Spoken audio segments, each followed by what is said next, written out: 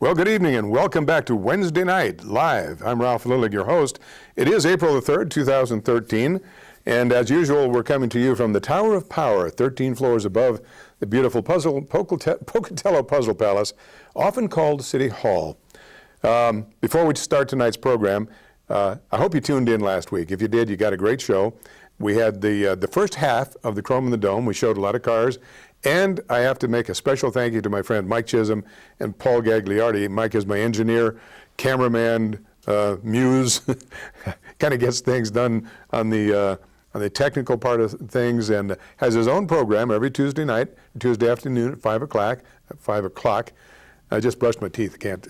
Every Tuesday at 5 o'clock, Voices of, give it to me, Mike. I've got it written down. The Republic. Oh, how could I forget that? Voices of the Republic. Tune in to see Mike Chisholm on Tuesday nights.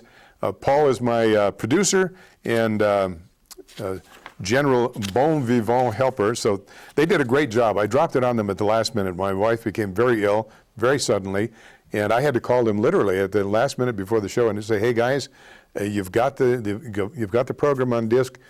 Show the show and then do whatever you have to do." And they did half the show. We have the first half is the actual car show, and the second show are the interviews that I did, the second half, and that's what we're going to be showing you tonight. So again, to Mike Chisholm and Paul Gagliardi, a very hearty and heartfelt thank you. By the way, Mike, you have a new fan, two new fans. While my wife and I were having breakfast Sunday, two people that we see regularly, friends of ours, who watch our program, were delighted with the Heckle and Jekyll, you guys doing your routine. They really enjoyed it. So, and I told them about your show on Tuesday at 5 p.m. on Voices of the Republic. So you got a couple of new watchers or new fans, I guess. Again, thank you very much. A reminder, as I do every week, about Compassion and Hope Pregnancy Center. I can't say enough good about them often enough. Now, what you see in the photograph there, you see that beautiful little baby. I always show that. And next to them is a success story. Mother and baby both are doing well. This is a young lady who took advantage of the services offered by the Compassion and Hope people and chose to give life. And there she is with her new baby. And we're so delighted, so happy for her. And for the success of the program. It shows that abortion is not the only way. And this young lady is living proof. What a beautiful picture. So now, Compassion and Hope could really use your help.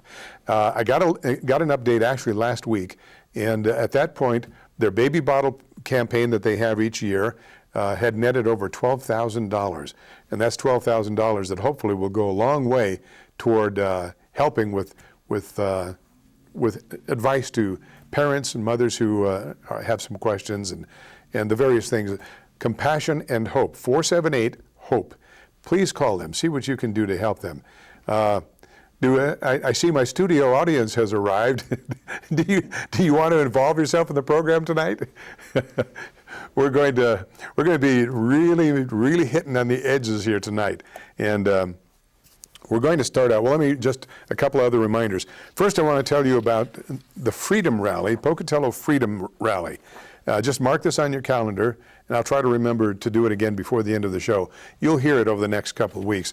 It's April 13th, that's a Saturday, from 1 until 3 in the afternoon at Ross Park in the bandstand area, right across from the swimming pool.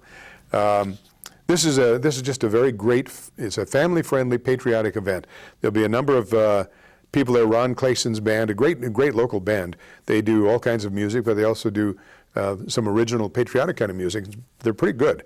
And they've got a couple of special guests. They're going to be honoring veterans. Going to be some people speaking on gun rights. By the way, there will be a handgun raffled at the Freedom Rally. $10 a ticket, and this is for a Sig Sauer 2022. I think it's an SP 2022. It's a 15-round magazine, 9mm semi-automatic handgun, matte black, very nice handgun, and they'll be raffling that off. Now, this is about a $500 or $600 handgun. And today, it could be a lot more with the shortage of guns and rifles. So, if you think you're at all interested, and I would say for $10, It's pretty good. It goes for a good cause. The money is used for the Constitution Day Camp, a camp that's every year, and it's coming up pretty soon.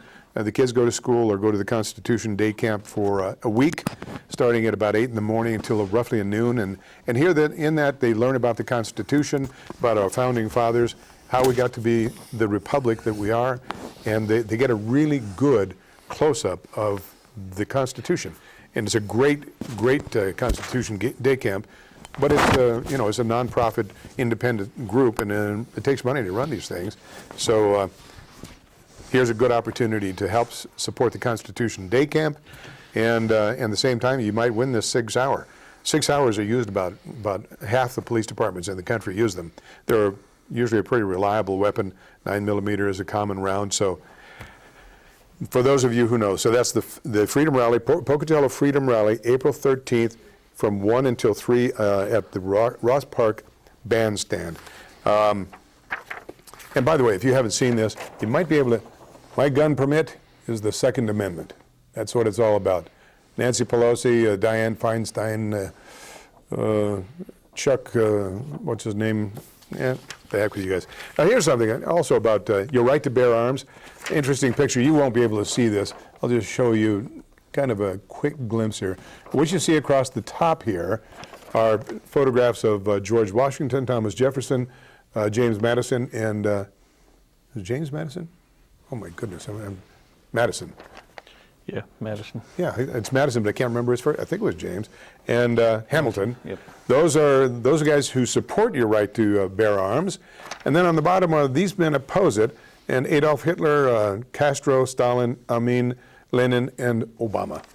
And so there's a poster. This is on the internet. It's not like I made it up or anything.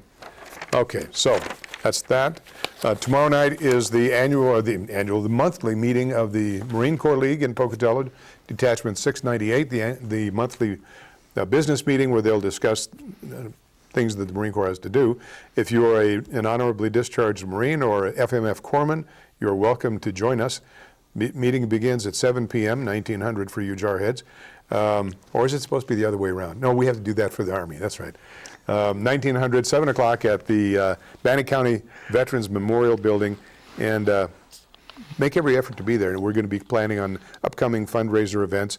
We have the golf tournament coming up. I think this is going to be the 14th or 15th annual Shotgun Start golf tournament, a very popular event here in Pocatello, and we'll be getting out more news about that.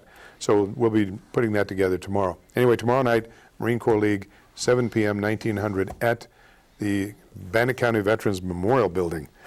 All right, where else? What else do we have here on my list of things, on my to-do list? Well, as I told you, we had the 5th annual Chrome in the Dome last Saturday, and Friday and Saturday, Friday afternoon and Saturday, and it was a blast. We had a lot of fun, and we're going to show you the second half where we did our interviews. I want to also remind you, boy, we're going to talk about this at the break or after the break. City Council tomorrow night, this is going to be a real blockbuster meeting. This is where they're going to take up this whole business of the so-called anti-discrimination ordinance, or however else you want to characterize it. This has more significance than we can talk about in half an hour, and that's about all we're going to be able to discuss it tonight. I cannot urge you strongly enough.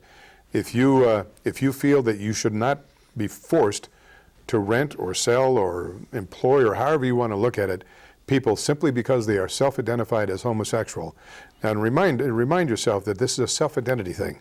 If you are homosexual and you don't tell me, unless you're extraordinarily flamboyant, I have no way of knowing. So this is a matter of self-identification. It is not the same thing as the black man whose skin gives him away, or the Hispanic or the Indian or anybody else.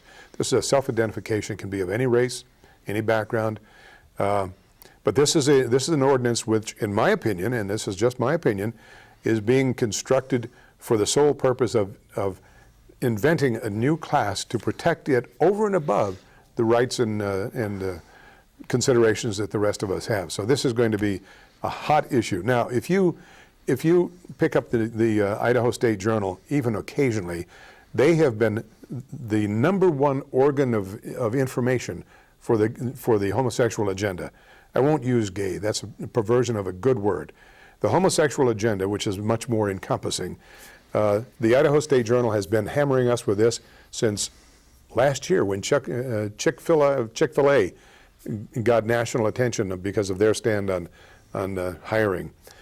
And it has become, the Idaho State Journal has become the organ of information. For every one Rick Larson, for every one column by Rick Larson, there are at least 5 or more by somebody who is promoting the homosexual agenda. Well, today, this week, Rick had the one column, and in a rapid fire in succession, he had 3 against it. yeah. You know. And we're going to. This is Mark Balzer. You've seen Mark on my program before. Yeah, Mark I'm a big man. Mark is no stranger to controversy, and he may see, when he sees the things that I want to talk about, he may beat a quick retreat. I wouldn't blame him. I'm not really looking forward to that, but it has to be said. Somebody has to speak for the other side. The Idaho State Journal, the Unitarian Universalist, the Episcopal Church, the Methodists through the Too Great for Hate.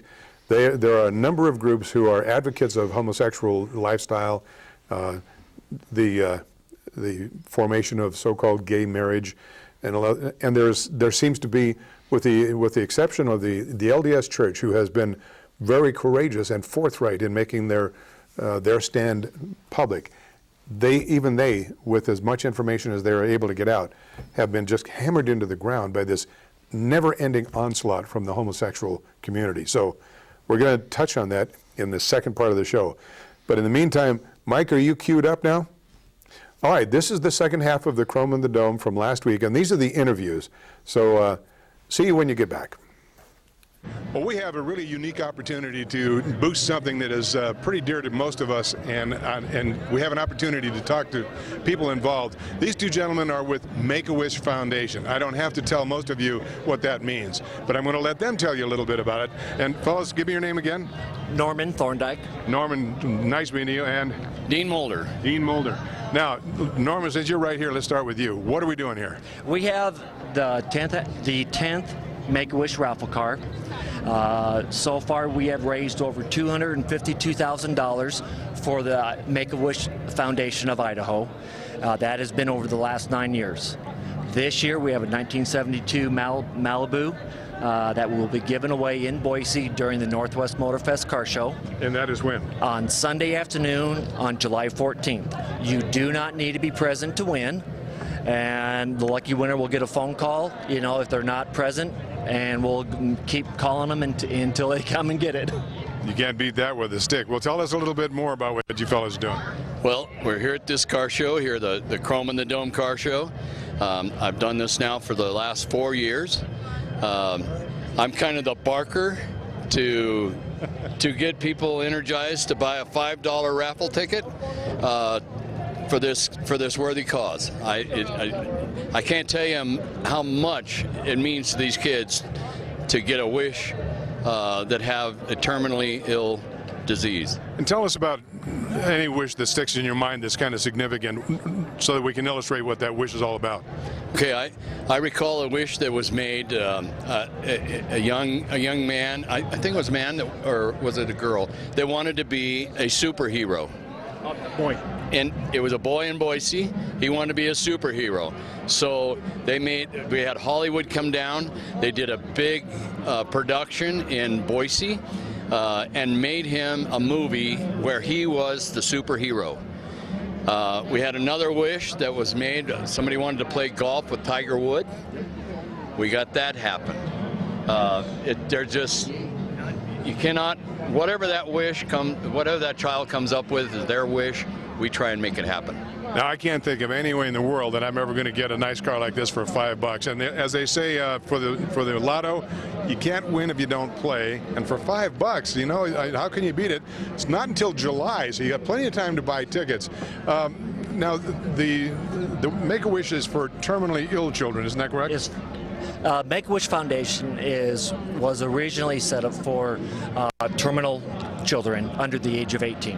Since then, because of technology and everything, they've been able to change that status to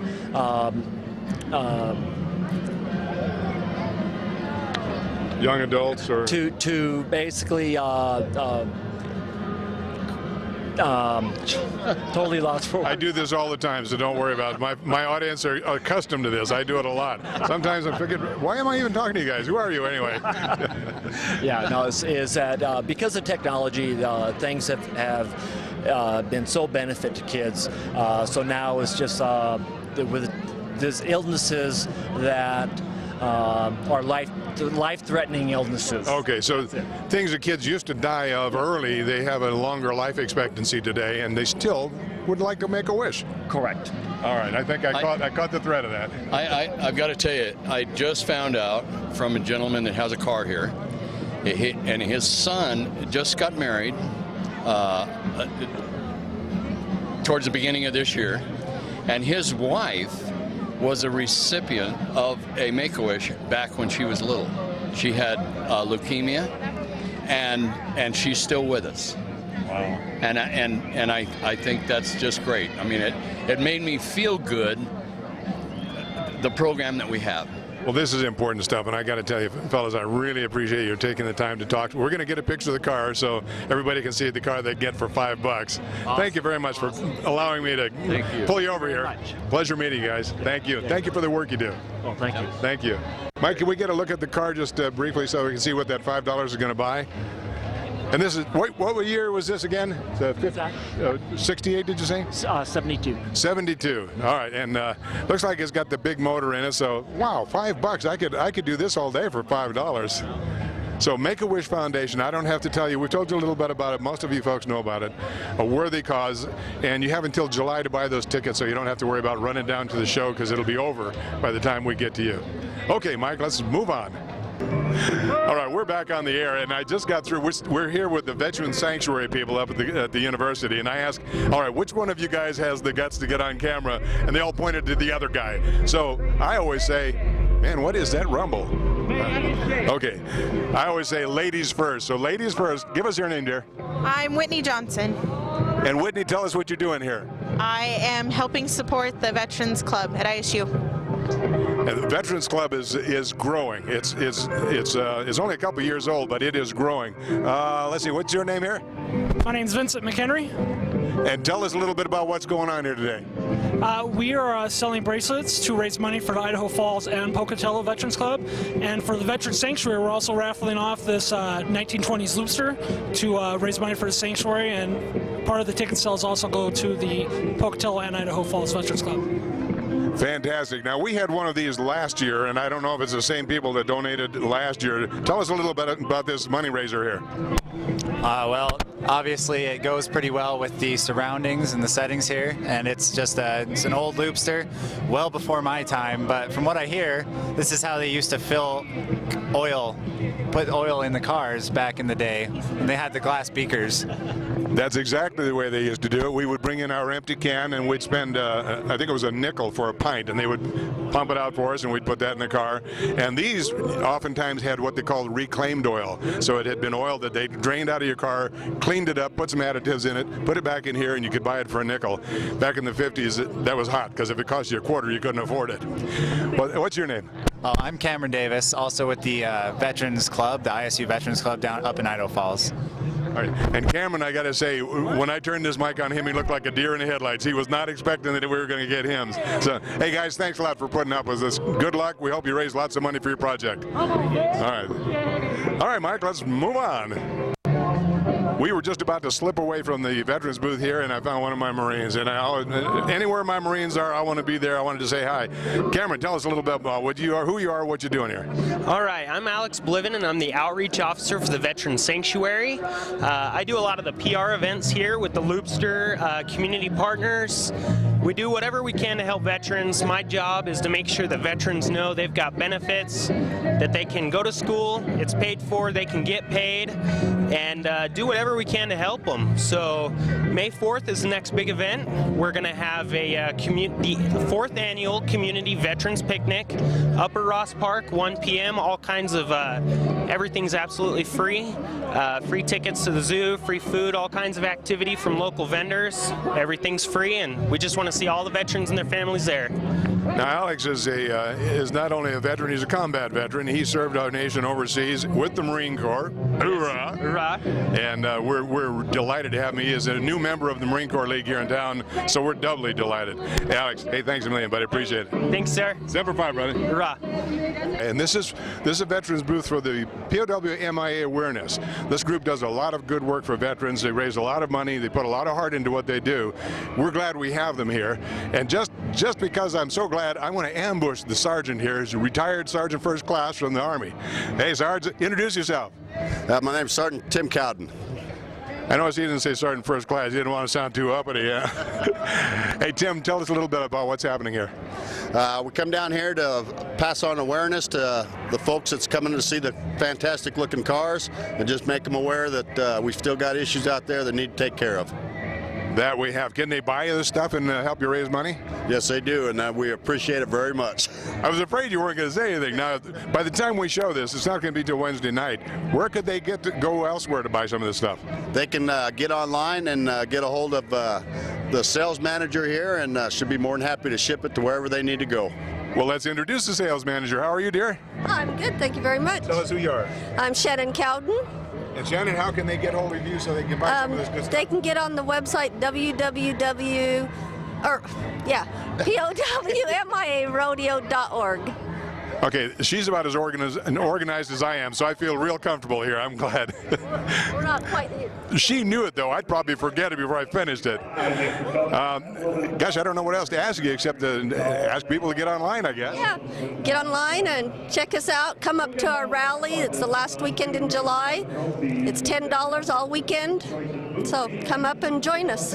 And this is family fun, right? This is a family fun. That's what we want. All right. Hey, sorry. Thank you very much. Appreciate it. All right. All right, we're here with J.C. Hackett, and J.C. and his crew are providing all of the great sounds that you can hear in the background right now.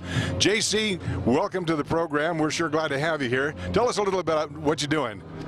Hey, what we're doing is broadcasting at a car show. It's called Chrome in the Dome. There's about 100 cars and motorcycles in here, and this is some of the best Idaho has. Beautiful cars out on the floor, and it is a lot of fun. As you can see, we have families from all ages out here, from little infants all the way up to parents, grandparents, and this is what fun's all about. We're reliving the last 100 or so years.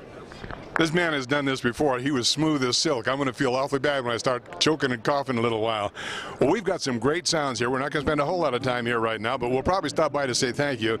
If we miss you, JC, thank you for being here. We really appreciate it. Now, are you on the radio or anyplace else, or are you out for hire? How does that work? Actually, we're out of Salt Lake City, Utah. I work for a radio station, a little radio station in there called KDYL, and we are live online, so it's anywhere in the world nowadays is KDYLAM.com. Little plug there, KDYLAM.com. I didn't hear it. Could you tell us one more time, JC? KDYLAM.com. Oh, check it out. Thanks, JD. Appreciate it. Enjoyed talking with you. Thanks for coming. All right. All right, I'm here with Jeremy Dustin, the PR officer for the School of Technology. Is that correct? Automotive Technology Skills USA Club. All right, and these guys, you can see behind me, these are trophies, and this is part of your product here, right, these trophies? Absolutely. These trophies are all handmade by students out of car parts. Put them together, we weld them, design them, then we hand them over to Autobody and they get them all painted up for us and we get them ready for the show. And these trophies will be given out to various cars and motorcycles and trucks as trophies for their winning, or second place, third place, all that? That's correct. Yeah, we got one for just about every category, from muscle cars to street rods to just 50 stock vehicles. We got a trophy for all of them. Now, you know, these are so cool. My partner and I were talking about, you know, we need one of these, and neither one of us are entered. So if somebody wanted to buy one to help support your function, could they do that? We actually don't sell these trophies because it is unique to our Chrome in the Dome car show. I've never seen any trophies like this before. Exactly. That's why we do it every year, and it's something the car owners really appreciate, and it keeps us unique. I'm glad to see that, because that keeps the integrity of the program together. Absolutely. Yeah, we look forward to it every year. It's a lot of work, but it's worth it. Now, so you don't earn any money on these because these are given as trophies. How do you earn money for your club? For the club, the monies we get from the car owners that come to the show, and they pay their fee to get in, from the concessions, from just about, we get them funding from just working the show, period. Just, anything we can do, selling T-shirts, whatever it takes. And where does the money go? All the proceeds go straight to the Skills USA Club for the students to benefit us for if we're going to take trips to the SEMA show in Las Vegas, the car shows there, to tours in Detroit, or, whatever we need to do. Pays for the club, so we keep us going to events. And you fellas are still in school, are you not? Yes, we are. So you're training for future occupations? Yes, we are. I'm in automotive technology. I'm hoping to become a technician, and that's what I'm studying for and working for. And well, I got to tell you, and I'm from an era where you could tweak your own carburetor, and you put in a new condenser and rotor, and you're good to go. I can't imagine how you guys do things today with all the computers and all that stuff, because a ballpoint pen is high tech for me. Yeah, that's right. Yeah, it's come a long ways, and technology's changing year after year, which is why we spend a lot more time in school now, because there's so much more to study, so much more to learn, and it won't end at the classroom. We'll be learning for the rest of our lives. And the cool thing about it is these fellows are doing this. They're not taking our tax dollars, so to speak. I mean, we pay for the schools, everybody pays for the schools, but they're raising funds to do this to help with their future occupations.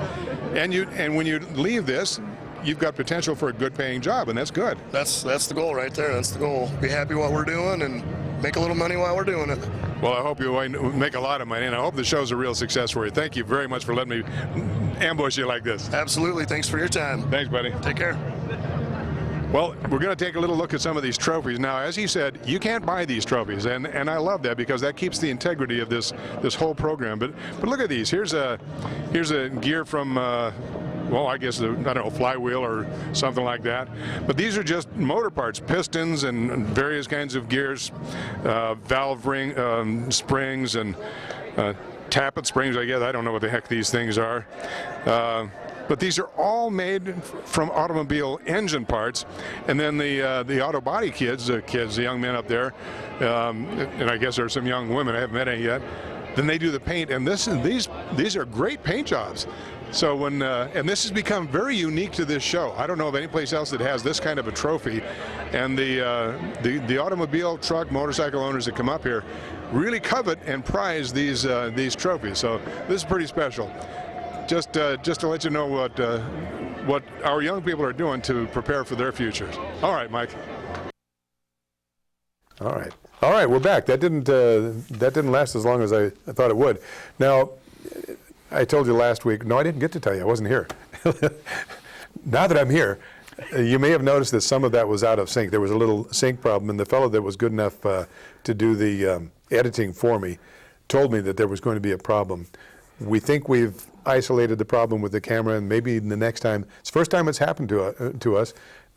Mike does all my filming. We've never had that happen before. We think we've isolated the problem, but we decided to go ahead and show it anyway. There were just some really great people at the show, and we wanted to give them a little recognition. And we'll do a couple more of these shows, and then maybe we'll make a composite show some night, so the whole thing will just be all these great cars. All right, so I hope you enjoyed that. Sorry. All right. This is the part of the show that I'm not crazy about doing because it's going to be very controversial. I know that. And, pardon me. Let's try the old Happy Jack and see if he can give me. There's the end of your political career now. Yeah, my political career. That's going as if I had one. I introduced you already to my partner, my friend tonight here, my in-studio guest, Mark Balzer. And Mark's going to help me a little with commentary and Mark, just drop in where you feel. I've got some things I want to read off just to get the information out there. I apologize. It's that time of the year. Of course, I say that every time I start coughing. It's that time of the year. Well, we have this so-called non-discrimination ordinance coming up. And it's going to be up again tomorrow. The homosexual community here in town, although it's extremely small, is very loud. And they have a lot of support. They have several churches that are supporting them. The Idaho State Journal is their biggest drum beater, as you have seen. Now, yesterday, what was it, Saturday that Rick Larson? Sunday. Rick Larson's column on Sunday dealt with this very issue. There we go. Dealt with this very issue. He wrote a very balanced, erudite column. I'm sorry, and it's been the only lengthy column on this from the con side, if you will. And I say that because I'll use pro being the homosexual side and the con being the rest of us. And he's been getting hammered regularly. As I explained to him, he's already been dropped out of the Too Great for Hate group, which must have been a great loss for him. I mean, you know, they have their members. I'm still their poster boy as the town racist, so I'm accustomed to their slings and arrows. But the tragedy is that people that you might expect to have a more, I don't know, humane view, if you will, have gone off the deep end on this thing. Rick Larson tried to be even-handed, and he's just getting attacked left and right. And well, he knew it was coming. He's an honest man, and he tried to bring this out and make an honest show of it. So, all right. So let's do a couple of things. Before I do that, I've got to read this to you. It's very short. This was a letter to the editor last month, March 28th. Very short. It's titled "Polygamy." It was the editor in the Idaho State Journal, your letters section. Polygamy. While browsing the internet and all the various articles, an article caught my eye and prompted the following question. With all the support for gay marriage, tolerance, anti-racism, etc., answer me this. Why is there still such a forceful antagonism against polygamy? If 2 guys / 2 girls want to marry, then why can't 2 women marry 1 guy? Or if there's is there a double standard? The article was about group marriage. Just asking. This is from Al Norvik. Al is he has quite a wry sense of humor, but I thought this was, let's get this out there. This is great. Al, kudos. It was well done. So, and this prompted something that I forget how I went to find it, but I found something very interesting. Oh, I know. It was on Rush Limbaugh. Rush Limbaugh, and I know right away I can see all of the friends of the homosexual community saying, "Oh, he's another one of those." Yeah, I'm a right-winger, I'm an old-fashioned conservative, Bible-thumping, beer-loving, that kind of stuff. He was talking about a group that I was unaware of this.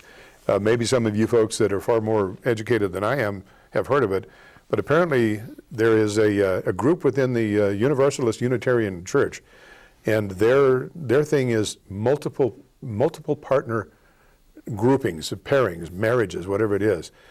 And he was kind of doing an expose on it. I'd never heard of it. I didn't realize this. Have you ever heard of that thing? Sounds like hippies. It does. It sounds like the old loving hippies. 1 guy and 3 girls. What was his name? The nutcase that's in prison. Manson. Manson, yeah, with the Manson followers and all that. But apparently, according to Rush Limbaugh, I don't take any credit for this myself. According to what he said, this is one of those dirty little secrets that the UUs don't want to talk about, because of obvious ramifications. Now, whether that's being promoted locally, I don't know. But it is interesting, and they call it, polyamory. Polyamory. Yeah, you must have heard of it before. Yeah, I heard Rush talking about it. All right, so you heard what I said. Yeah, I annoy everybody at work because when I take the truck, I put it. Good. Keep on keeping on. I put it on 92.1 and then turn it up. Yeah, and the reception is very good on 92.1, so feel free to listen anytime you want to. And I do listen to Glenn Beck every afternoon at 4 o'clock if I can. So obviously I'm being brain sizzled by Rush Limbaugh and Glenn Beck. So obviously I'm not to be taken seriously. Well, polyamory, I'd never heard of that before. And according to Rush, this is a problem within the UU church that they're trying not to talk about. I don't know. I've looked at the UU church, and it seems to me that they're more interested in worshiping the creation than they are the creator. So, and I'm not slamming them. I'm simply saying my observation on what I've read is much different from the way I believe. Let's put it that way. That aside, so we've had this unending drumbeat from the, and I have to say it's from the left, because I can't think of it as otherwise. It's certainly not mainstream, regardless of how it's portrayed. All right, so now there is a website you can go to, and this is very interesting how I came to know about this website. It's called Stand Up Pocatello. You can go to it, standuppocatello.com, and Stand Up Pocatello has been, standuppocatello.com. They have been trying to get information out there about the whole homosexual thing. Well, somehow, I have no idea how it came to be, because I didn't even know they existed. Somehow, some clown supposedly from Alberta, Canada, who foists himself off as a PE, something engineer, public engineer, I don't know. Professional engineer. Maybe that's it, a professional engineer. Decided to go after my wife and I and our church. Now, our church does not take political stands on anything. They don't do that. We have a very strong faith-based feeling about abortion, homosexuality, things like that. We don't talk about them. We don't go out carrying signs and getting ourselves on the news, because our church's view is we're not supposed to be in the public arena politically. Now, if you ask me, and I'm always very, very open about my beliefs, if you ask me, then I'll tell you what I believe based on my faith. But this clown, and I say the word lovingly, decided that he was going to attack our church, our head pastor, and my wife and I as being the genesis and the focus of StandUpPocatello.com. We'd never heard of it.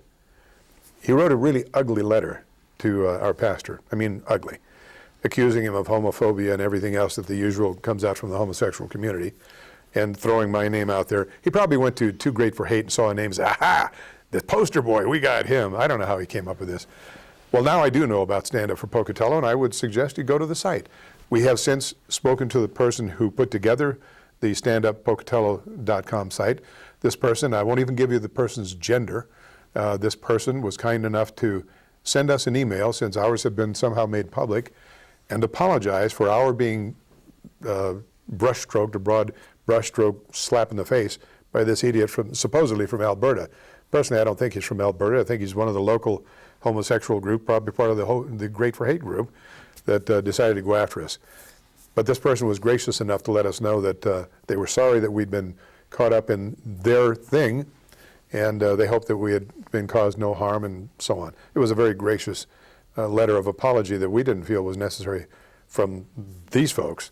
This fool that wrote this stuff to the church certainly deserves to apologize to a lot of people. Especially your pastor. Anyone who would go after your pastor like that has never met the man. Well, I appreciate that, Mark. That's kind of you to say that, and I agree. Obviously, he's my pastor, but our pastor did write a letter of response, a very loving letter of response, and I wouldn't have been as kind. He was very kind. He spoke as I might expect a man of the cloth to speak, and he was very loving, and sad that this individual, this guy, had this problem, and it's his problem. He has to deal with it, but he's obviously on board with the homosexual agenda. Now, with that, there was a forum article on the March 20th Idaho State Journal Forum, and I'm going to share this with you. I think it's kind of illustrative of what's been coming out of the Idaho State Journal as far as their support, and they're very, very open apparently about, I don't know, maybe they've got some people on board that they're championing, I don't know. It's called Go Ahead and Stand Up, and I'll read the article just as it was printed. There's something cowardly about insisting on anonymity and creating a website called StandUpPocatello.com. Why, I don't know, but if the person or people behind a movement aren't willing to stand up, why should anyone else? And you'll see the irony of this when we finish. This latest attempt at shaping public opinion while standing in the shadows targets a proposed Pocatello City ordinance that would make it illegal to discriminate against anyone on the basis of, quote, sexual orientation or gender identity or expression, unquote, when it comes to housing, employment, and public accommodations. A public hearing on the ordinance, which has been under development since last fall, will be held tomorrow, April 4th, at Pocatello City Hall.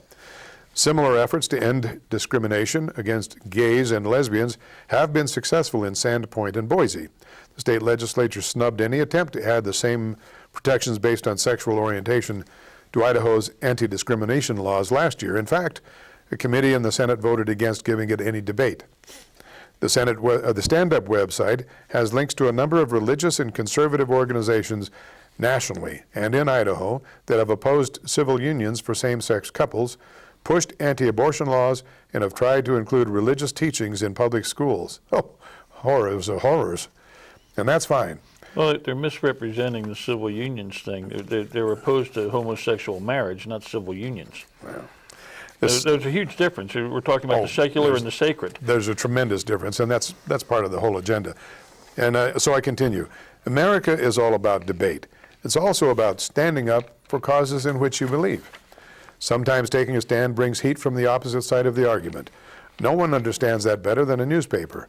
Our columnists, who do sign their opinions even when they poke hard at an issue, catch flack all the time.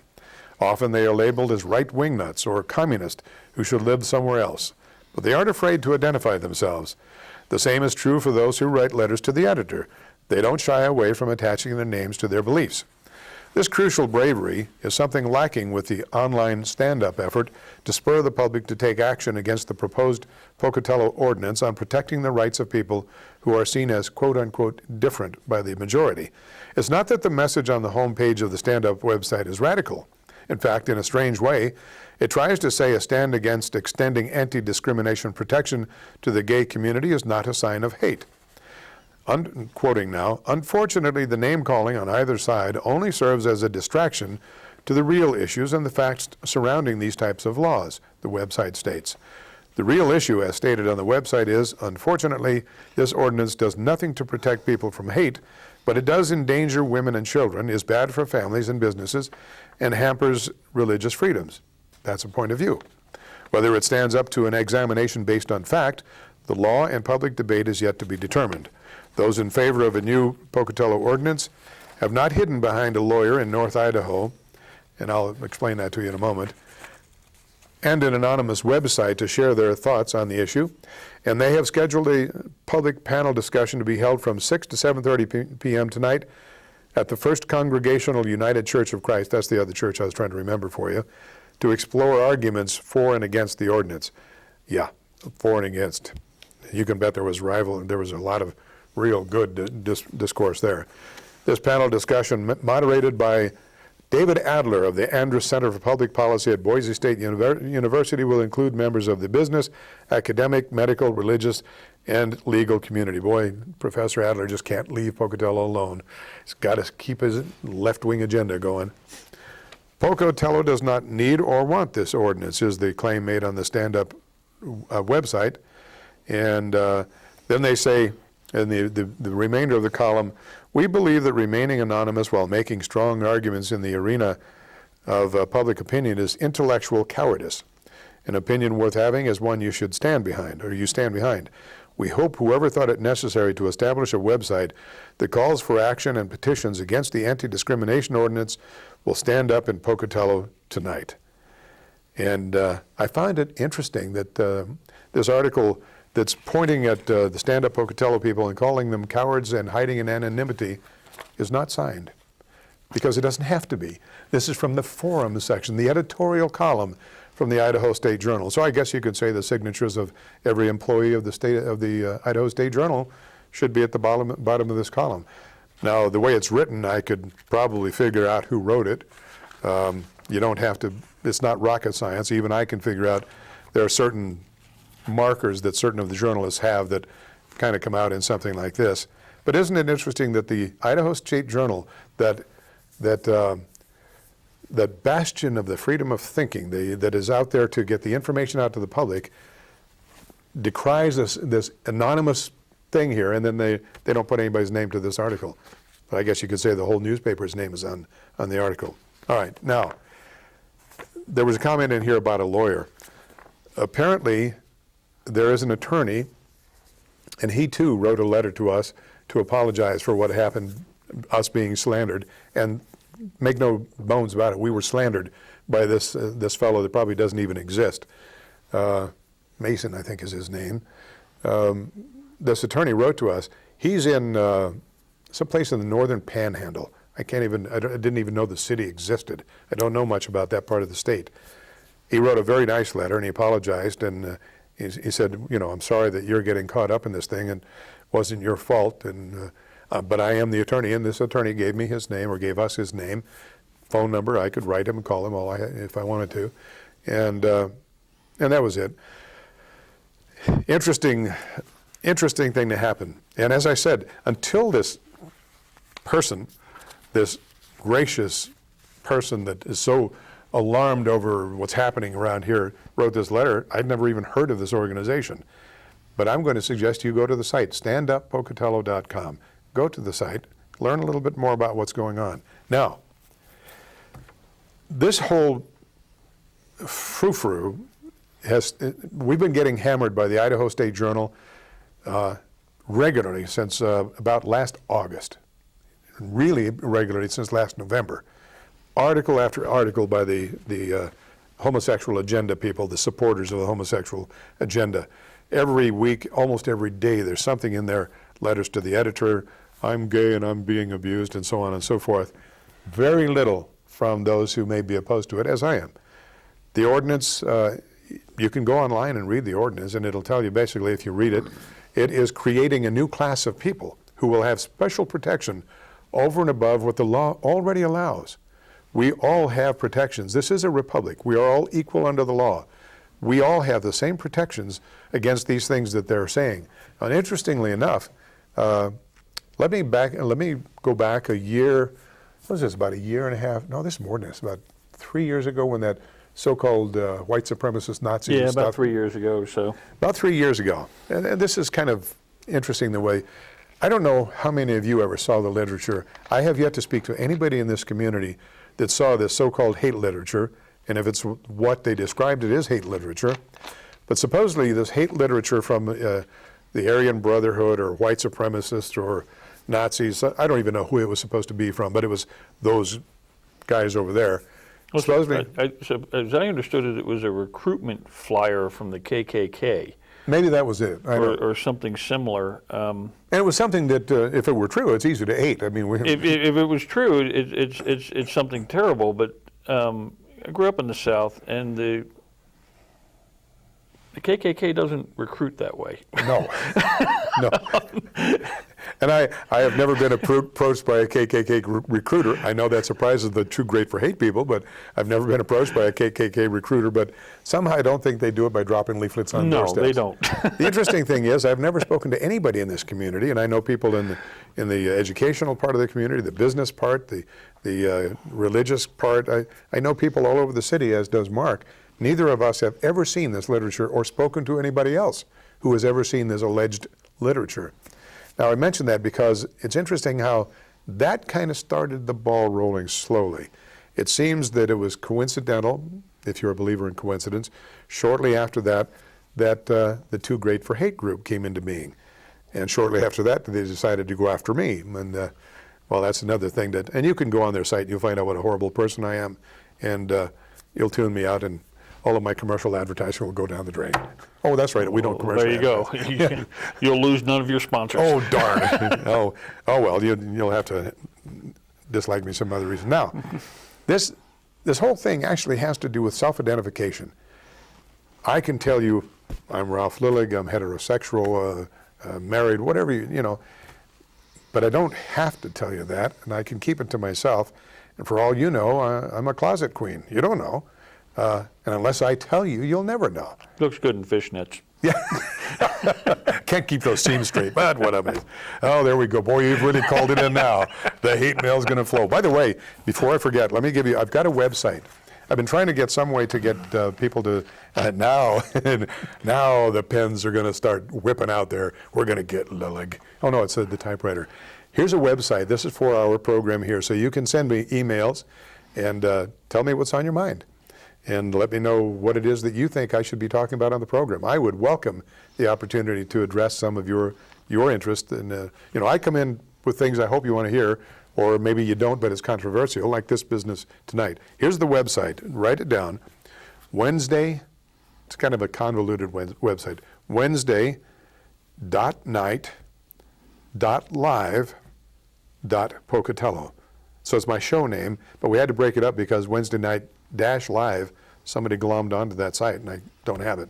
So it's wednesday.night.live.pocatello @gmail.com. And I believe that's all lowercase. So the reason we don't have a phone is because we have some foul-mouthed people out there that like to call. You can call me whatever you want to, I guess, on the internet, and I can erase you. But, you know, send me your comments. Anyway, let's get back to this. So, Why are we talking about this? Well, because this very small but vocal and influential community has a very loud voice. And there is a very large community, about 97% of the community, that does not ascribe to what they would want us to do, what they're trying to force down our necks. They're trying to, and let me show you how onerous this can be. I got information just the other day that this happened at one of our schools, supposedly at Syringa. I'll tell you the name of the school. The story as I got it, the information I got from the mother of a child at Syringa was that her 8-year-old child came home from school and was confused about something that had happened at school that day, or the day before. It happened apparently on a Thursday, Friday. It seems that, the way it was reported to me, that they had a substitute teacher, Mr. Whiting. Mr. Whiting taught school one day. The next day he came in as Mrs. Whiting in complete drag and in complete character. But he was the same person. Even the kids could see it was the same person. And you can imagine the confusion on these 8-year-old brains. What the heck is this all about? And it wasn't like he was saying this is a carnival or we're trying to make a joke or anything like that. This person stayed in character as a male one day and as a female the next. Transgendered. Can you imagine the confusion that your child would be going through if they had been exposed to that? Maybe yours was. Maybe your child goes there. So we contacted the school to find out, is this true? Do you really have a substitute teacher, and do you do this? We found out that the school's policy, and this was passed, I doubt that you know it, I certainly didn't know it, and I kind of get the information on this kind of stuff. The school board passed this in February of this year, making transgender one of the protected statuses, and when the parents of the child called the school to find out what the heck's going on, they were told that they obviously didn't understand the program and that they needed to be re-educated. Now that's the way I got this. You check into it, check me out, and if you find that that's accurate, or if you find there's more to it or less to it, send me an email, let me know. Now, why did I bring that up? Because it didn't make me too happy, and it certainly isn't going to make me too popular with any of the community. But I think you need to know, because that's what this ordinance is about. This ordinance, by the way, it is school policy to protect Mr. or Mrs. Whiting. They can transgender all day long, and if you say anything, you need to be re-educated. If this is contrary to your religious principles or just your plain everyday moral values, you need to be re-educated. So I guess the 3% of the community, which supposedly is homosexual, is going to dictate that the other 97% of the community, and this is the community at large beyond just Pocatello, I guess they're going to send the rest of the 97% to re-education camps to be forced to accept their lifestyle. It's going to be a difficult camp. That can be fun. Now, I know, had you heard about this before? I hadn't heard about that before today. I found it rather disturbing. It's not something that you would expect of fifth grade or sixth grade or whatever. Syringa School's K through 5, so we're talking about an 8-year-old, I guess, at the oldest. Yeah, what's that, second grade, third grade?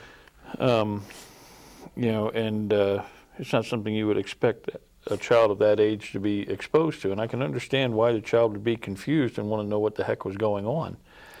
But that's, like you said, that's where this is going. I've tried in vain to get people who are in support of this ordinance to answer one question, give me a straight answer to the question, whether or not they would be comfortable if this ordinance is passed and their 14-year-old daughter, young woman, wants to go down to the Ross Park pool and go swimming. And she goes into the changing room down there, and she's halfway through the process of changing into her swimsuit, and in walks Samantha, Sam, who decides that he identifies as a woman today, and starts getting dressed in his swimsuit in front of this young lady, or whatever other young ladies might happen to be in there. And would they then be comfortable telling their daughter that she's the one with the problem? What's going to happen if we have a woman who feels she identifies as a man and only wants to wear a pair of shorts down there at Ross Park Pool? Mm-hmm. Well, according to this ordinance, the police can't go down there and cite them for indecent exposure. Oh, if the police show up, they're going to be in trouble because they're taking sides, unless they take the side of the offender, I guess. Yeah. Well, this is the reason this comes up in the first place is because what you're seeing here is a national campaign. This is nothing just unique to Pocatello. The homosexual community, very well organized, very well financed, very well positioned politically, economically, socially, has decided that they're going to make 3 states poster child for their agenda. Colorado, which used to be a very conservative state, has gone very liberal.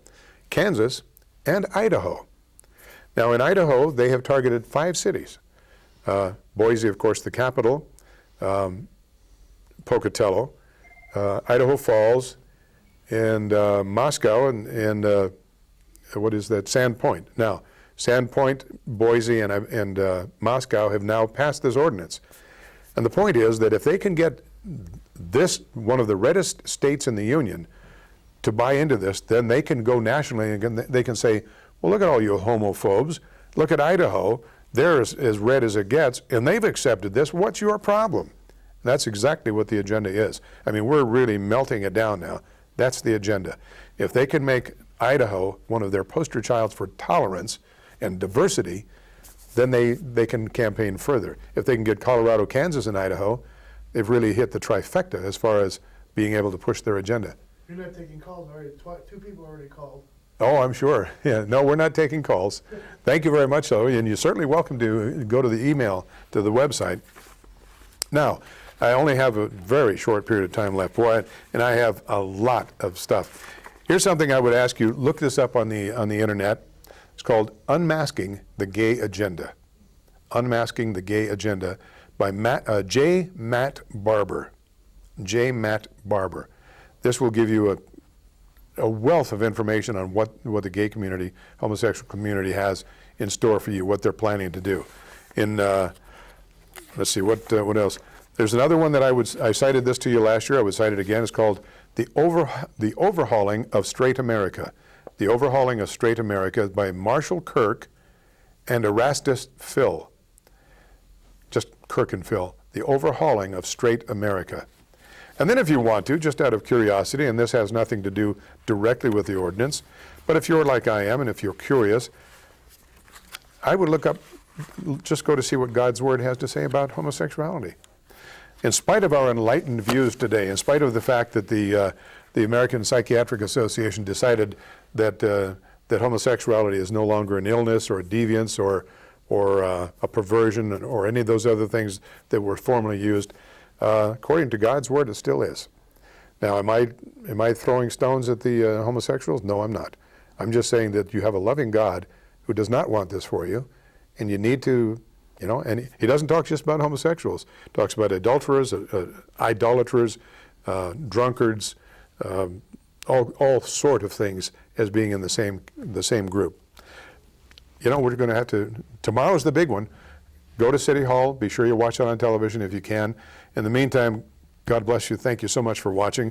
I'm sorry we didn't get to talk a little more. Mark, I appreciate you. I crashed the show. I got showing up at the last minute. I appreciate that. Thank you. Remember, don't forget 9/11. Don't forget the attack on Benghazi. God bless the United States. God bless Israel. God bless you. Thank you for viewing. Good night.